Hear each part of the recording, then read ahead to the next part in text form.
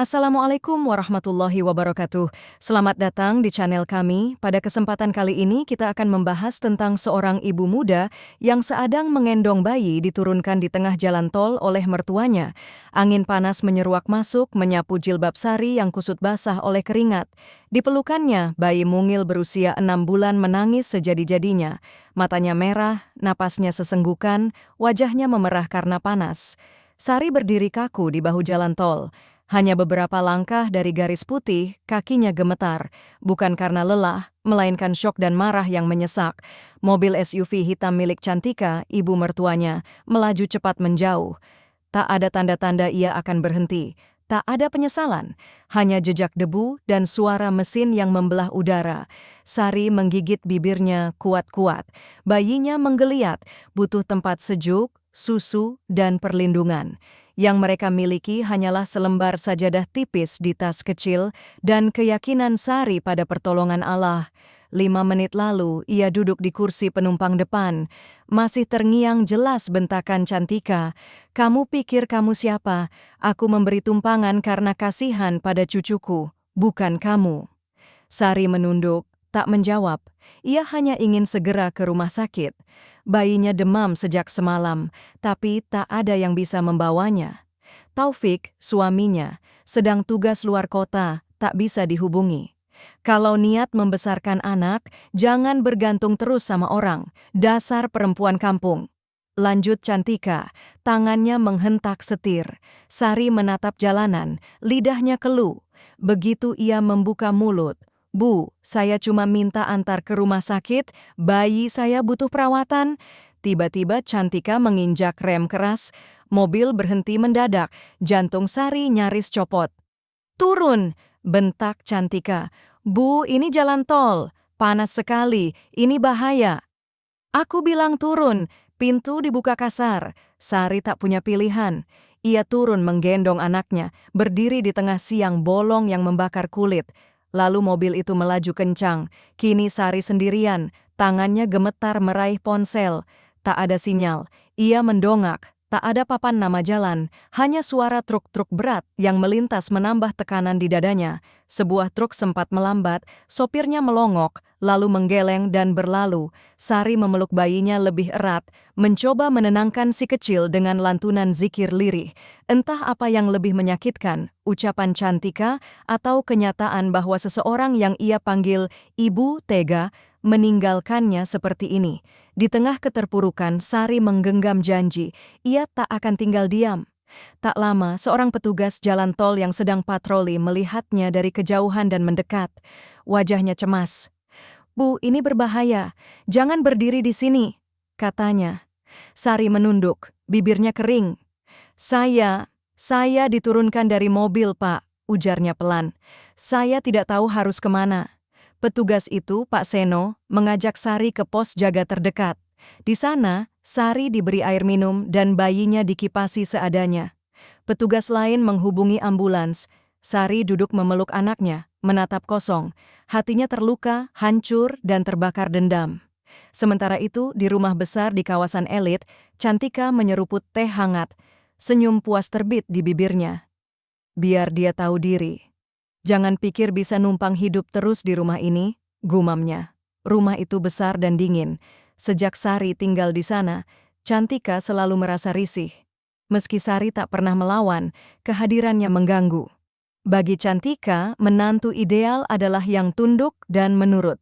Selama Taufik tidak di rumah, Sari menjadi sasaran kemarahan, dari letak jemuran hingga cara Sari menyuapi bayinya.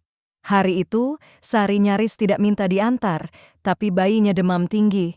Ia bingung, akhirnya mengetuk pintu kamar Cantika. "Bu, maaf mengganggu. Bolehkah saya minta tolong diantar ke rumah sakit?"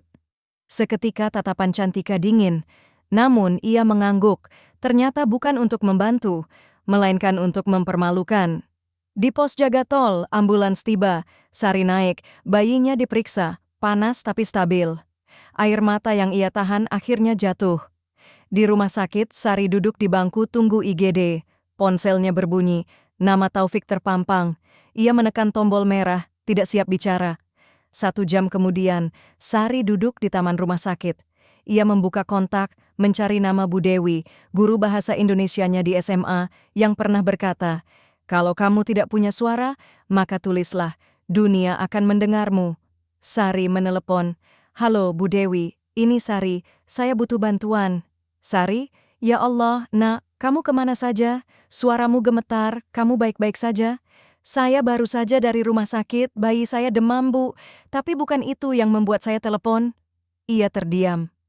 "Saya tadi diturunkan di jalan tol oleh ibu mertua saya bersama bayi saya." Keheningan. Suara Bu Dewi terdengar pelan, penuh empati. "Sari, kamu di mana sekarang?" "Saya masih di rumah sakit, Bu. Tapi saya sudah tidak tahu harus pulang kemana. Saya tidak bisa kembali ke rumah itu." Bu Dewi berjanji akan datang sore itu. Sejak menikah dengan Taufik 2 tahun lalu, Sari merasa kehilangan banyak. Rumah, ibunya yang meninggal setahun lalu, dan kini harga dirinya. Kenangan saat pertama pindah ke rumah Cantika terlintas. Rumah megah, hawa dingin, senyum Cantika tipis. "Rumah ini punya aturan," kata Cantika. "Dan saya tidak suka orang yang sok mengatur." Sari mengangguk, berpikir bisa menyesuaikan diri, tapi apapun yang ia lakukan selalu salah. Ketika Sari mencoba menjahit baju anak untuk tambahan uang susu, Cantika marah, menyebut rumahnya bukan tempat usaha. Ketika Sari mengajak anaknya ke taman, Cantika protes takut tanaman rusak. Ketika Sari memasak, Cantika mengomel dapur jadi bau. Sari selalu diam, demi Taufik, demi anaknya. Namun, perlakuan hari ini tak bisa dimaafkan.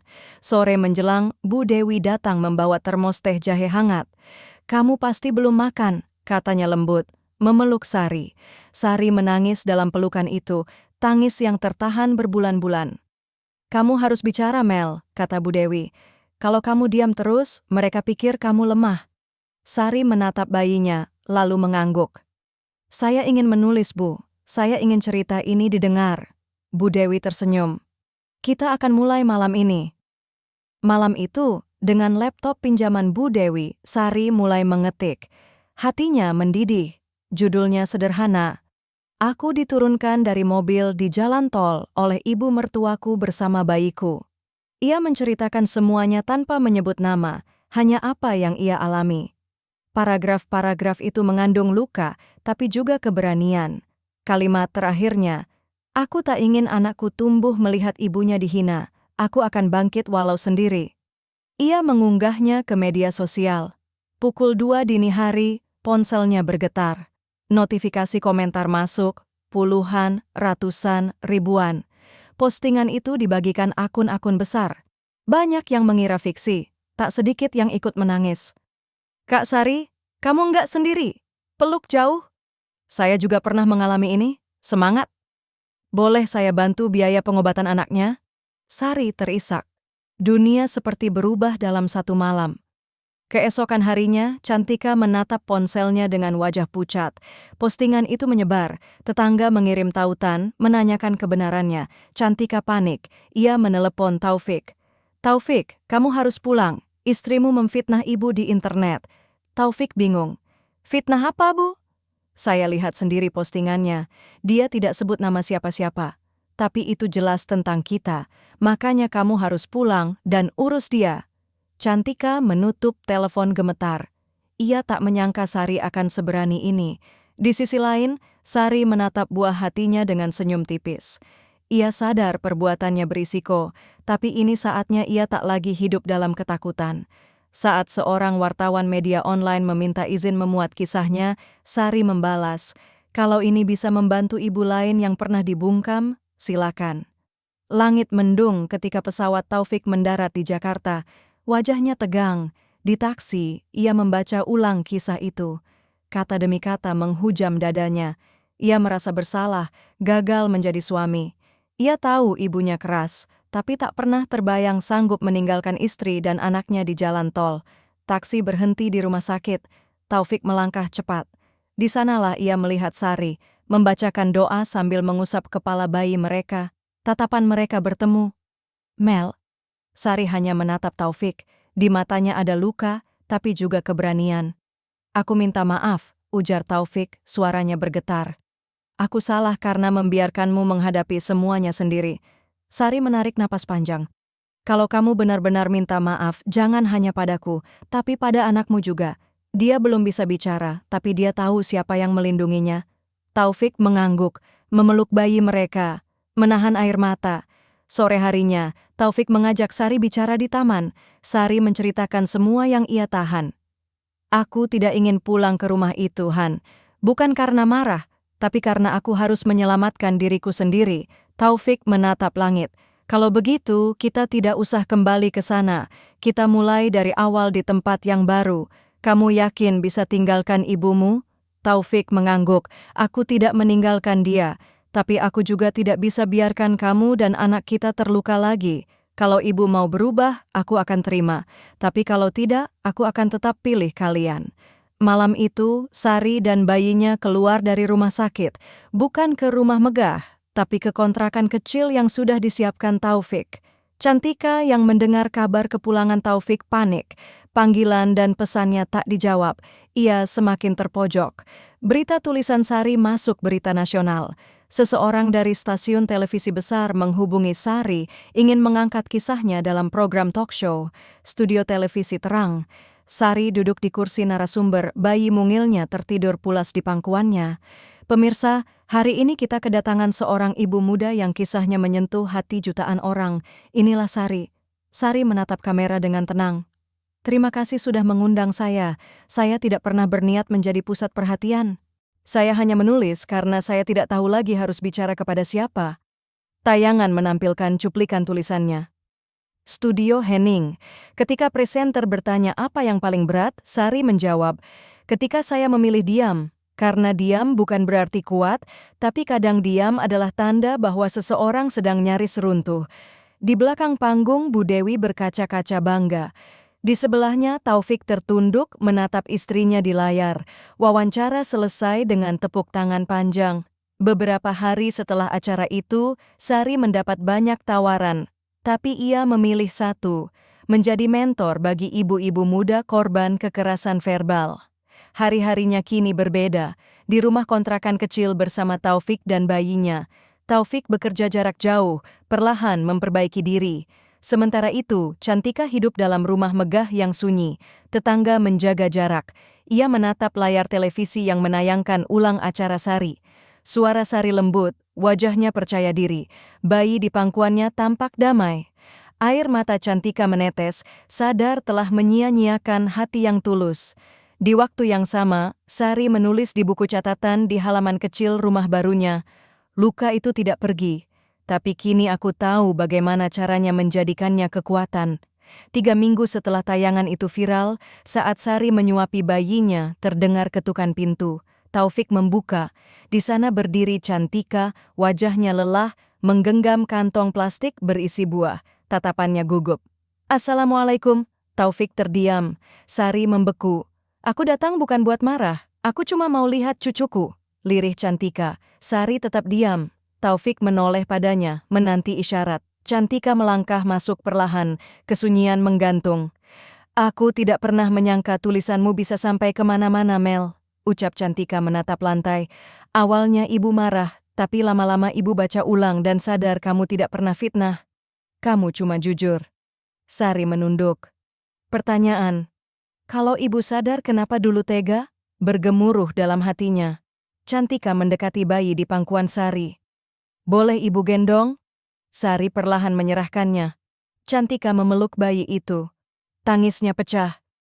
Aku jahat ya, Mel? Tanyanya di sela isak tangis. Sari menyodorkan tisu. Kalau ibu datang untuk menebusnya dengan kasih sayang, bukan permintaan maaf yang kubutuhkan, tapi perubahan. Cantika mengangguk. Sore itu, bayi itu tertawa di pelukan neneknya, menjadi jembatan antara dua hati yang retak. Setelah pertemuan itu, Cantika mulai sering datang. Suasana masih canggung. Sari mencoba memberi kesempatan. Taufik mendapat proyek desain interior luar kota selama 3 hari. Aku tidak tenang meninggalkanmu, katanya. Sari mengangguk.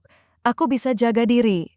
Hari ketiga, pagi itu, 2 wanita berpakaian rapi dari dinas sosial datang.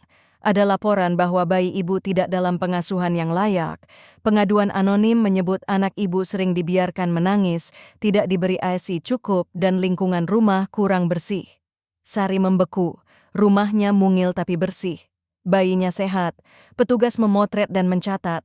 Sorenya, Cantika datang. Sari berdiri di depan pintu, matanya tajam. Ibu yang melaporkanku ke dinas sosial? Cantika terkejut, lalu menguasai diri. Apa kamu menuduh ibu? Ibu cuma takut kamu tidak bisa merawat dia dengan baik. Kamu kan sekarang sibuk, sering ditulis media, ditawari kerja. Sari menggeleng, terluka. Saya bukan ibu yang sempurna, tapi saya bukan ibu yang lalai. Saya sudah beri ibu kesempatan. Tapi kalau ibu balas begini, jangan harap saya izinkan ibu lihat anak saya lagi. Hari itu, Sari mengunci pintu, memeluk bayinya gemetar. Rasanya seperti ditikam dari belakang. Malamnya ia menelepon Taufik, suaranya remuk. Taufik kembali dengan wajah lelah. Sari menceritakan semuanya. Taufik memeluknya. Kita tidak bisa lagi biarkan mereka merusak semuanya, Han. Ini saatnya kita perbaiki. Taufik menghubungi pengacara. Ketika Cantika datang beberapa hari kemudian, wajah Sari dingin. Apa ibu masih merasa berhak mengatur hidup saya? Cantika terdiam, mencoba mengelak. Ibu tahu apa yang terjadi. Apa ibu kira saya akan diam saja? Cantika akhirnya meninggalkan rumah dengan langkah berat. Dinas sosial datang kembali, kali ini dengan pengacara Taufik. Mereka tak bisa membuktikan apa-apa. Masalah dengan Cantika belum selesai. Sari menjaga jarak. Suatu hari, Cantika datang lagi, tampak lebih rendah hati. Sari, boleh ibu masuk? Sari mengangguk. Mereka duduk di ruang tamu. Sari, ibu tahu apa yang sudah ibu lakukan tidak bisa diperbaiki begitu saja. Ibu terlalu sering mengabaikan perasaanmu. Ibu sudah banyak merusak semuanya, jawab Sari tenang. Saya bukan orang yang mudah membenci. Semua orang bisa berubah, termasuk ibu. Ibu tahu, ibu janji mulai hari ini ibu akan lebih baik. Mungkin ibu memang harus buktikan itu dengan waktu, jawab Sari. Tapi bukan berarti saya harus menerima semua yang terjadi begitu saja. Cantika mencium dahi cucunya. Aku janji nak, ibu akan jadi nenek yang lebih baik. Waktu berjalan, hubungan mereka belum sepenuhnya pulih, tapi perubahan kecil mulai terasa. Cantika lebih sering membantu. Suatu sore, Cantika berkata, "Ibu tahu dulu ibu sering terlalu keras. Ibu selalu takut kalau kamu akan mengabaikan keluarga ini, sama seperti yang ibu rasakan dulu." Saya tahu, Bu. Sari mendengus pelan. Tapi cara ibu kadang membuat saya tidak dihargai. Ibu tahu, dan itu kesalahan besar ibu. Saya harus buktikan dengan waktu dan tindakan. Beberapa hari kemudian Taufik kembali. Mel, aku bangga padamu. Aku tahu ini tidak mudah, tapi kamu tetap kuat. Ini bukan hanya soal aku, Taufik. Ini tentang kita sebagai keluarga. Kehidupan Sari dan Taufik semakin stabil. Taufik mendapat tawaran proyek besar di luar negeri. Ini kesempatan besar, Mel. Ini untuk kita, kata Taufik. Sari ragu. Tapi apa kita bisa menghadapi perubahan lagi? Kita baru saja mulai tenang. Aku janji, Mel. Aku tidak akan membiarkan jarak membuat kita jauh. Kalau ini yang terbaik untuk kita, Taufik, aku akan mendukungmu. Hari keberangkatan tiba. Ini untuk masa depan kita, Mel. Aku akan kembali secepatnya. Aku akan menunggu, Taufik. Semoga kamu selalu selamat. Hari-hari tanpa Taufik terasa panjang. Suatu hari, Sari menerima pesan singkat dari Taufik. Mel, aku akan pulang lebih cepat. Ada kejadian tak terduga. Aku janji akan kembali. Pesan itu singkat, tapi Sari merasakan kegelisahan. Telepon berbunyi. Suara Taufik tegang. Mel, aku ada hal yang harus kita bicarakan. Aku dalam perjalanan pulang. Taufik, ada apa? Aku tidak bisa jelaskan sekarang. Sabar ya. Telepon terputus. Beberapa jam kemudian, Taufik muncul di pintu, wajahnya pucat dan lelah. Mel, aku kembali. Kamu kenapa, Taufik? Apa yang terjadi? Aku terjebak dalam kecelakaan kecil, tapi ada yang lebih penting yang harus kita bicarakan. Setelah beberapa hari, Taufik akhirnya bercerita. Mel, Ada kecelakaan di proyek, tapi bukan itu masalah utamanya. Aku terlibat dalam sebuah kesepakatan yang salah. Ada tawaran besar, dan aku terjebak. Ini bukan hanya soal pekerjaan, tapi juga orang-orang yang terlibat. Seorang pengusaha besar menawarkan proyek besar, aku terlalu tergoda. Aku tidak sadar mereka punya agenda tersembunyi. Aku hampir membuat keputusan yang salah. Sari terkejut. Taufik, kenapa kamu tidak memberitahuku lebih awal? Aku takut, Mel. Takut kamu kecewa. Aku sudah mengakhiri semuanya, tidak terlibat lebih jauh. Tapi aku masih takut dengan apa yang mungkin terjadi. Taufik, kamu sudah melakukan hal yang benar dengan berhenti. Kita bisa menghadapinya asalkan saling jujur dan terbuka. Beberapa minggu berlalu, keadaan membaik. Suatu hari, Taufik berkata, Mel, aku rasa kita sudah bisa bernapas lega. Aku sudah berbicara dengan beberapa pihak. Mereka mengerti aku mundur dan berjanji tidak akan ada konsekuensi buruk. Kita aman, Mel. Kehidupan mereka kembali normal, lebih fokus pada kebahagiaan keluarga. Beberapa tahun telah berlalu, rumah sederhana mereka kini penuh tawa anak-anak. Bayi mereka telah tumbuh menjadi anak kecil yang cerdas dan ceria. Sari menjalani hari-harinya sebagai ibu dan istri. Taufik menjalankan usahanya sendiri, bisnis kecil yang dibangun dari nol. Tak ada lagi campur tangan masa lalu, tak ada lagi suara tajam dari ibu mertua.